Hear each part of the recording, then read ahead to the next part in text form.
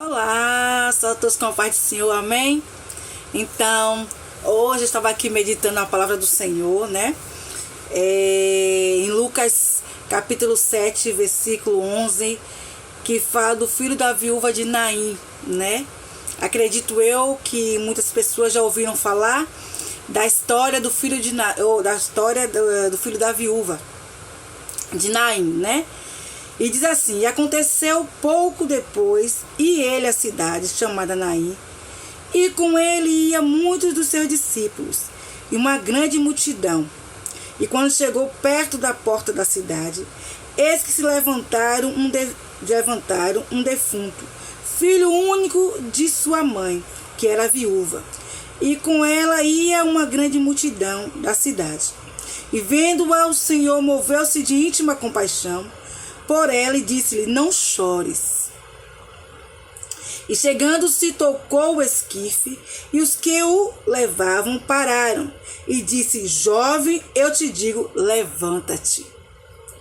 E o defunto assentou-se e começou a falar, e entregou a sua mãe.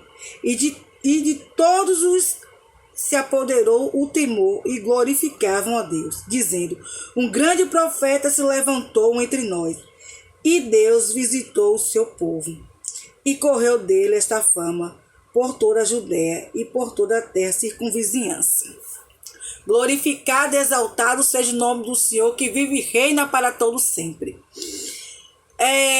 Para quem já meditou um pouco na palavra do Senhor, sabe que antigamente as viúvas, né, eram mulheres sofridas. Se quando ela perdia o marido, se ela não tivesse um filho, um homem, principalmente um homem, né, para fazer o trabalho duro, pesado, ela ficava desamparada. Então imagine que a mulher naquela época, que era uma época machista, uma época que a mulher não tinha voz de nada. Imagine uma viúva e agora ainda perde seu único filho. Imagine o desespero daquela mulher. Mas o que acontece? Quando aquele povo estava saindo com esquife, com o menino morto, né, fazendo cortejo, no meio do caminho ela se depara com quem? Com o dono da vida. Ela ia caminhando no seu desespero, sem esperança de um dia melhor, sem saber o que fazer, como que ela dissesse: pronto, para mim a partir de hoje minha vida acabou. Estou desamparada, não tenho quem me ajude, acabou tudo para mim. Mas quando muitas vezes eu e você pensamos que tudo acabou, que chegou ao fim, no meio do caminho nos deparamos com quem? Com o dono da vida, nos deparamos com o Criador dos céus e da terra, e que chega para mudar a história. É quando o homem diz não, é quando todo mundo diz acabou, que não tem mais jeito para mim e para você. O dono da vida, aquele que reina e vive para todo sempre, chega e diz não. Ele tira o ponto final, ele coloca a vírgula e diz: vai começar tudo de novo. Agora é hora de eu te honrar, agora é hora de eu te dar vitória. É quando eu e você já não temos mais esperança, Jesus chega e muda a história. Pois naquele dia, no meio da multidão, Jesus chegou para mudar a história daquela mulher e para mudar a história daquela cidade. Pois chegou o dono da vida, chegou aquele que podia mudar tudo, aquele que podia mudar a história, aquele que podia reescrever a história daquela mulher. E ele que fala, olha para o menino, coloca a mão e diz: menino, levanta-te. E aquele menino levantou. E não é diferente para os nossos dias. E devolveu a esperança àquela mulher de dias melhores. Hoje é o dia que Deus preparou para mim e para você, para dizer que eu e você não estamos só.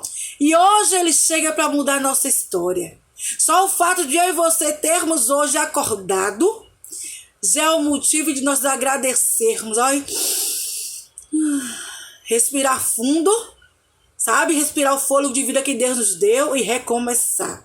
Hoje é o dia que Deus nos deu para que eu e você possamos mudar de atitude, mudar de posicionamento, né? Dar uma reviravolta na nossa vida e nossa história. Jesus chegou naquele dia para transformar. E não é diferente na minha vida e na sua vida. Quando tudo diz que não, ainda assim acredite que dias melhores virão. Porque aquele que criou os céus da terra, aquele que deu a vida por mim e por você, vive e reina para todo sempre. Ele morreu, mas no terceiro dia ele ressuscitou para nos dar a vida eterna e nos dar a vitória. O véu foi rasgado e hoje nós temos livre acesso ao trono da graça. Nós temos livre acesso para falar com Deus. Então hoje é o dia de eu e você se direcionar ao Pai, clamarmos ao Senhor por dias melhores. Porque Deus diz sim, a palavra de Deus diz que Ele nunca viu o justo desamparado, nem sua descendência mendigar o pão. Deus não rejeita a oração daqueles que clamam. Deus não rejeita aquele que vai até os pés dele. Ele não abandona aquele que chama ele, aquele que entrega a vida a ele. Mas sim, ele chama de filho. Ele chama pelo nome. Ele chama para fora. Eles vêm que eu transformo a tua vida. Vem que eu faço tudo novo. Vem que eu reescrevo a sua história. Ainda lhe dou vida eterna. O nosso Pai é tremendo, Ele não nos abandona, Ele não nos deixa só em momento algum. Então quando você se sentir só, quando você se sentir que tudo para você acabou, olhe para o céu e agradeça. Glorifique a Deus, porque você tem o ar que respira, você está vivo. Enquanto a vida há esperança. Então acredite que Deus está trabalhando na sua vida, assim como está trabalhando na minha vida. Acredite que esse ano vai ser um ano diferente.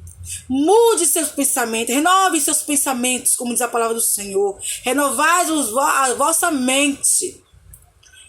Quando eu e você renova a nossa mente, as coisas mudam. Quando eu e você mudamos de posicionamento, as coisas mudam. Quando eu e você tomamos uma atitude, as coisas mudam.